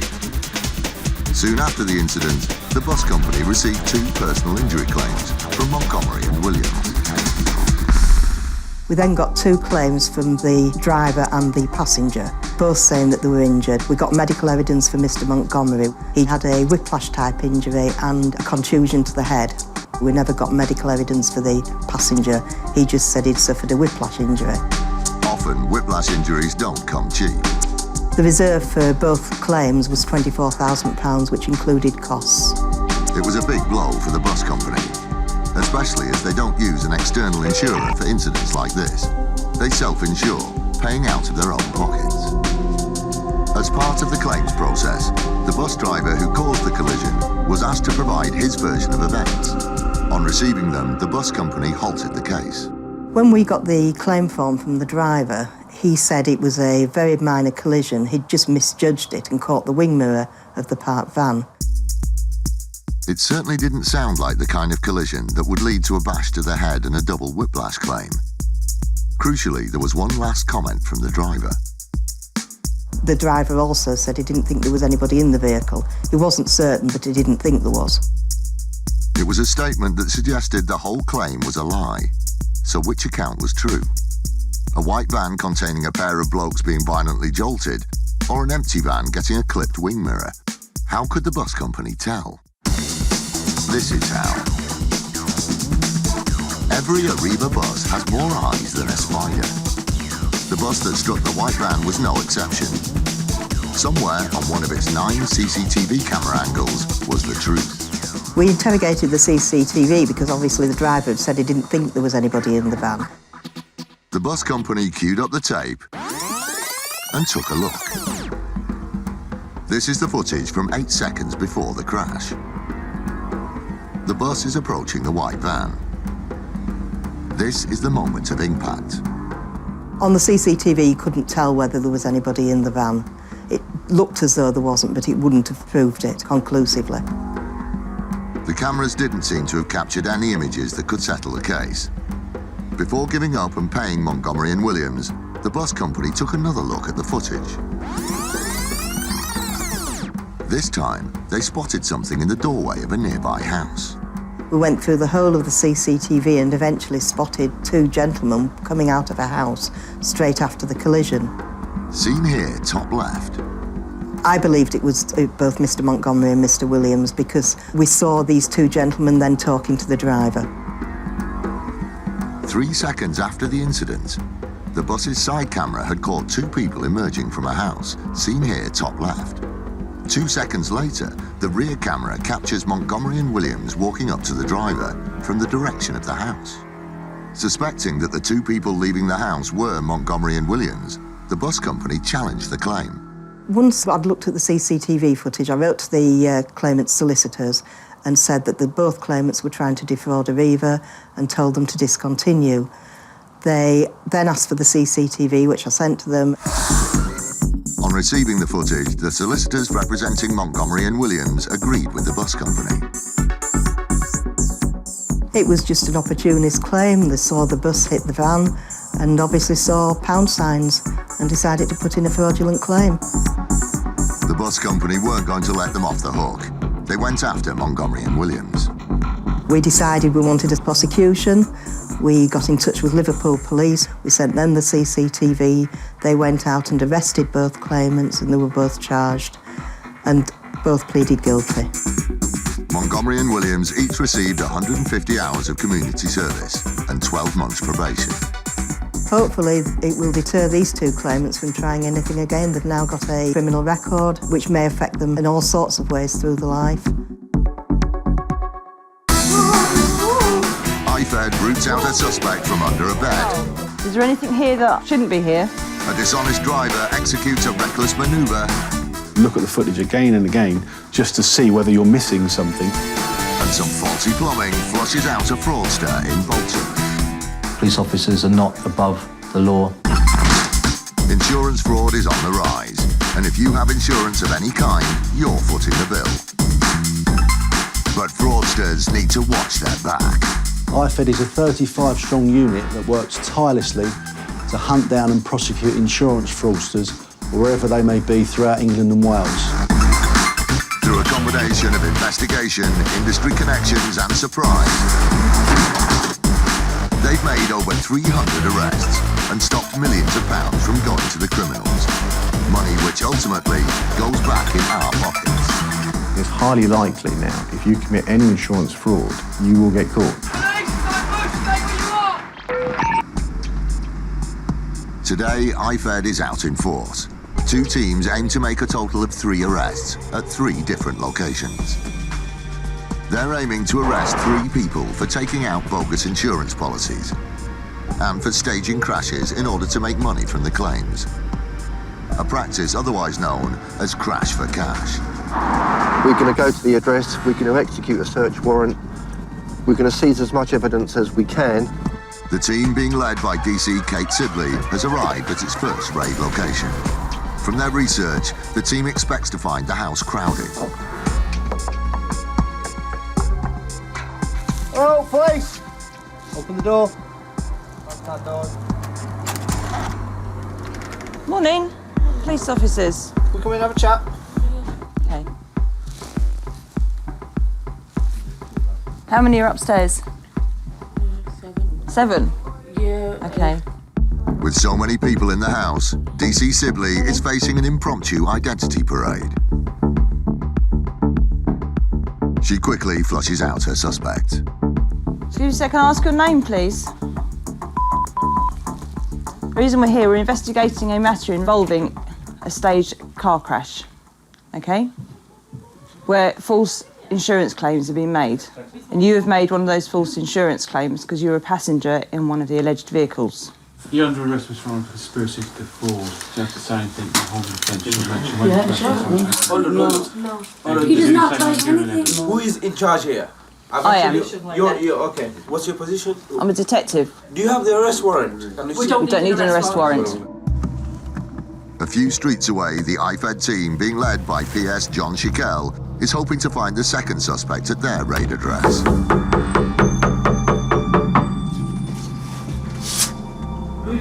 It's the police! Open the door, else it'll get forced open. Hello. Morning. Who's here, mate? Who's in the house, mate? Police. Can you open up, police? Police, mate. Morning. City Police. I'm going to make your way downstairs. Go into the lounge, please. The property has several bedrooms. In one of them, PS Schickel finds a relative of the suspect. Do you know? Yeah, he's my brother. He's your brother. Where's your brother now? I don't know. Well, we need to talk to him. Because your brother keeps on putting this address down as his home address, the police are always going to come back here. And we're going to keep coming back. So you must have his phone number. Could you give him a call, please? PS Schickel asked the other occupants of the house about the missing suspect. Does anybody else know? I presume you must do. We are his siblings, but we don't know who he is though.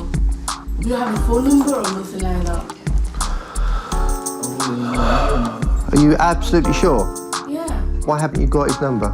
Why should we have his number after he puts us through all this? Till we talk to him, I'm afraid this is just going to keep happening. So we need to get hold of him. So if you do have his number or know where he is, now's the time to tell us. The man they came for is proving to be elusive. So we're now going to search the house looking for that. No. Brilliant. Yeah. IFED begins a search of the property. They're looking for information about the suspect and any potential evidence of fraudulent activity. Within various rooms of the property, IFED finds thousands of pounds, mostly in £50 notes. John, there's about 10 grand in one of these rooms, isn't there? I'm going to count this, but I want you to be here when I count it. Because I don't want someone saying there was 2,000 quid there and there wasn't. Volumes of cash like this are suspicious, but not conclusive evidence of fraud. PS Schickel hones in on a stash of driving licences found in another room. Part of what we've found in the wardrobe is several licences pertaining to different people. There's copies of the licences in different names and addresses. Multiple driving licences are seen as one of the tools of the trade for a fraudster, allowing them to obtain many insurance policies. We suspect it's fraud-related. From information discovered in the property, Hello? PS Schickel has a phone number for the suspect. Is this, I'm a city police officer. We're currently executing a search warrant. Your family aren't very happy with you. You listen to me. You have put your family in this position. We've gone to court and got a search warrant.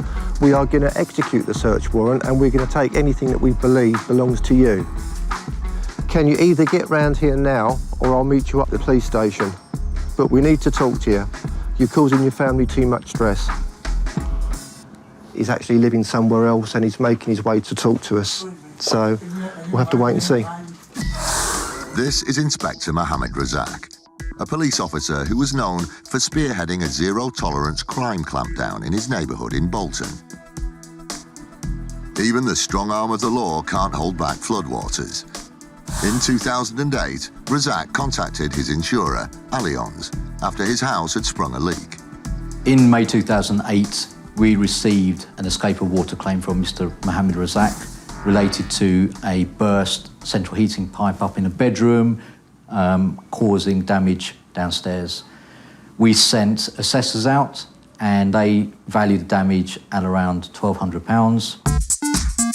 Razak disagreed with the insurer's estimate, feeling they had massively undervalued the damage caused by the flood. Mr. Razak disputed this and provided his own estimates, two of them, in the region of £8,000. We referred this back to the assessors and they amended their report and said there were aspects to the damage which they hadn't accounted for, and they gave us authority to proceed towards settlement. So Mr. Razak was paid the full sum of nearly £8,000. With his estimate of £8,000 paid in full, Razak would be able to sort out his water-damaged home and get back to keeping the riffraff off the streets of Bolton. It seemed that Mohammed Razak was an unlucky man. A while after the first incident, he suffered another flood. But Allianz, who had footed the recent £8,000 bill, were unknowingly off the hook. By this time, Razak was using a different insurer. He submitted his latest claim to them. An unlucky series of events, but that's what insurance is there for.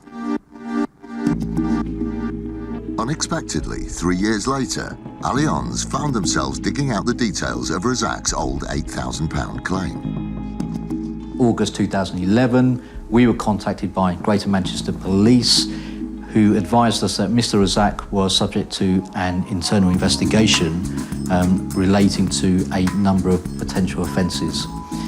And they asked us for details of the claim. How could there be a problem? Allianz's own assessors had twice examined Razak's claim, and they'd been convinced of its validity. Why were the police interested in the event? They had made a very suspicious discovery about Razak's second flood claim. It turns out that Mr. Razak had actually used the same estimates and tried to make another claim for the same damage with another insurance company.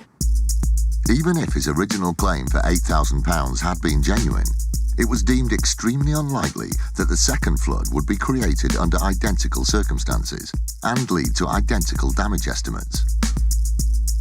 Mohammed Razak was under the spotlight. We supported the police investigation by providing them with all relevant documentation relating to the claim. As a senior police officer, Mr. Razak's honesty and integrity should be beyond reproach. Sadly, in this instance, it wasn't. His second carbon copy claim was found to be bogus. It may well be that Mr. Razak did suffer a genuine incident in regards to the original water leak, but once he realised that he could obtain more money than he was entitled to, probably thought it was a good idea. It was just the tip of the iceberg. Razak was also scamming money from mortgage companies and submitted other bogus claims to various insurers. Greater Manchester Police were investigating Mr. Razak for £46,000 worth of fraud. It's not very common for us to see police officers committing insurance fraud, but it does happen. But what we have to understand is that police officers are not above the law and will be subject to the same treatment as the next person if they commit insurance fraud. When the case went to court, Mohammed Razak was found guilty and sentenced to 18 months imprisonment.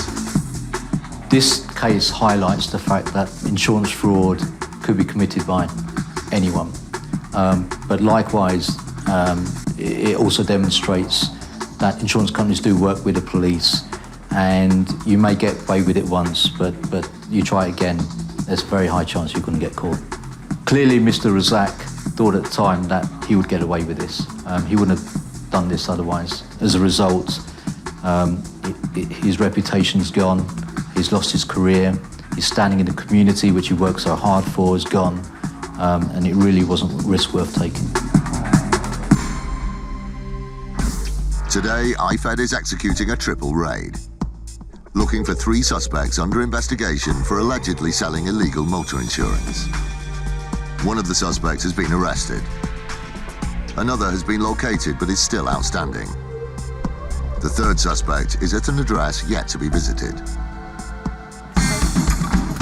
At the first raid location, DC Sibley has her suspect in cuffs, and a search of the premises is underway. Do we know what room is his upstairs? Yeah, he's showing me upstairs. It's one straight in front of me. Okay. In her search for evidence, she focuses on one of the bedrooms. I found a pad of paper with various names in here. I'm just trying to work out what they are. A lot of information in relation to different vehicles and post-it notes. And I don't know whether it's to do with staged accidents or ghost broking. Alex, what do you reckon on this lot? I've got all this. Yeah. Something, Money Supermarket, okay, so Yeah. Confused.com, AXA, Go Compare. Exactly. You've got everything in So here. it's insurance related. Yeah, it is. I'm having it. So I think I'll be seizing this. With potential evidence of fraud in the bag, IFED takes its first suspect away for questioning. We've managed to effect one arrest, who's currently at the police station. Made a thorough search of the premises, found a lot of documentation in relation to ghost broking and what we believe are staged accidents. We seized a laptop, can be used for a number of mobile phones, all of which will have to be examined. Hopefully we'll find a bit more evidence on those. We've left the premises and we're now moving on to the next address. IFED expects to find its third suspect in this property.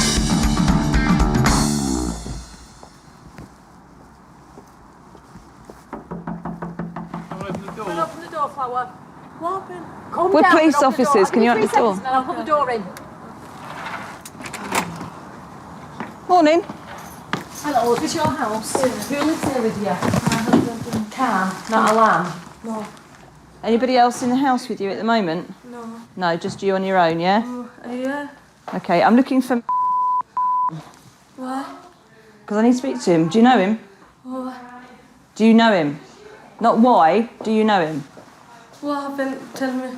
No, I need to speak to him. Does he live here? No. Where does he live? I don't know. You don't know. I need to speak to him. Do you know him?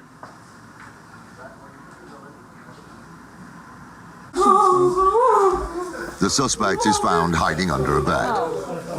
IFED's DC Cooley escorts the handcuffed suspect to the lounge.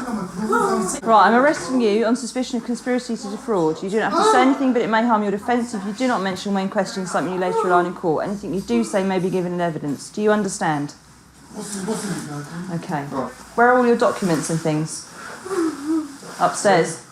Papers? How long have you lived here? It's nearly 2. Nearly 2 years.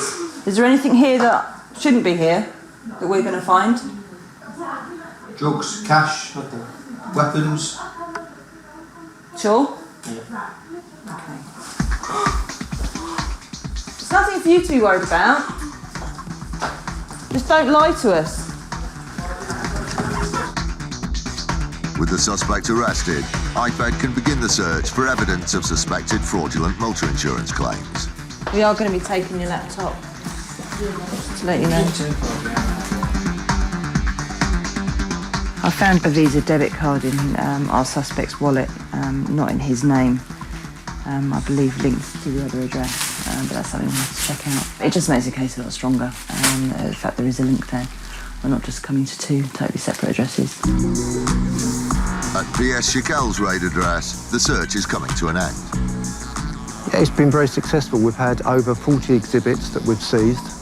That includes money, we think over £10,000. We've received or seized numerous driving licences, vehicle documentation, insurance policies, claims, different crib sheets. And the outstanding suspect PS Shakel phoned earlier has handed himself in. We're just going to go now to a local police station where the suspect has arrived, where I'm about to arrest him and interview him and see what he has to say. So we're extremely pleased. A few streets away, DC Sibley sends her suspect away for further questioning. Hi, John, all right? We've got number 3 as well.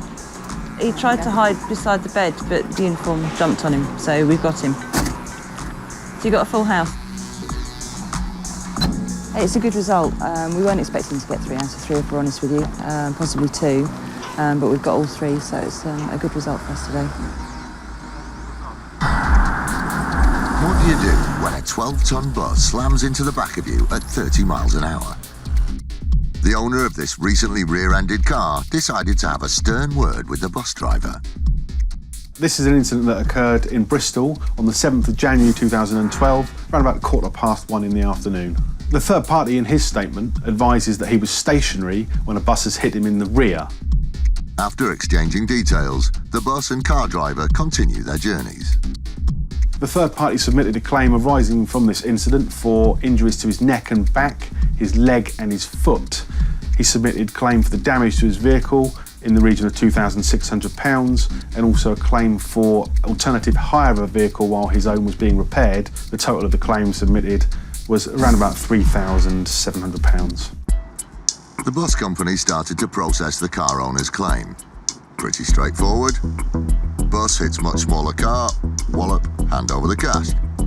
But first, just a couple of things. As we would do with all claims of this nature, we decided to thoroughly investigate this just to make sure that we're paying the correct amounts and the circumstances are as the third party is stating. With the risk of a heavy financial blow, the bus company took measures to fully investigate all aspects of the claim. This included looking closely at the accident and medical reports submitted by the claimant. When he's reported the circumstances to his medical expert, he's actually advised that he was still in motion when he was hit in the rear by the bus.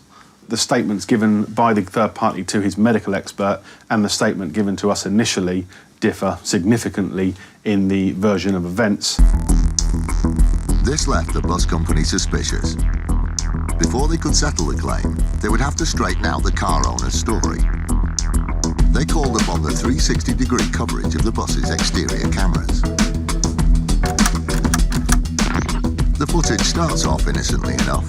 The bus driver sets off from Bristol Temple Meads train station. The claimant first appears in view on a dual carriageway. The CCTV footage shows the vehicle overtaking the bus, then stopping shortly ahead of the bus, straddling both lanes. Possibly due to the manoeuvre executed by the claimant, the bus driver engages in a brief exchange with him. The bus driver sounds his horn at this driver and goes round him and continues. The bus company were originally looking to see what happened in the moments leading up to the crash. But they were now watching a potential road rage incident. Shortly, they were going to find out who was at fault for the collision. The third party in his statement advises that he was stationary when a bus has hit him in the rear, but the third party has neglected to advise what's happened in the build-up towards the incident or what happened in the aftermath. This is what happened. Seconds after their first exchange, the claimant overtakes and pulls in front of the 12-ton bus. What occurs next is incredible. The claimant executes a triplet of hard braking maneuvers. 1, 2, 3, causing the crash. The innocent bus driver had no chance of protecting himself, his vehicle and passengers against the reckless actions of the claimant. It's a case where you look at the footage again and again just to see whether you're missing something. You begin to second guess whether you're viewing the footage properly, but looking at it, we can see no reason why he braked. Guess what? The bus company refused to pay the claimant. What did happen was we alerted the police of our concerns regarding this matter, and subsequently the third party was prosecuted, fined £265 and received 7 points on his licence. Whenever a motorist deliberately carries out an action, whether it be out of anger or to commit a potentially fraudulent claim, the key thing to remember is that it does put people at risk, and this is what has happened in this situation. One day it could be injury or damage to property, another day it could be you that's at risk.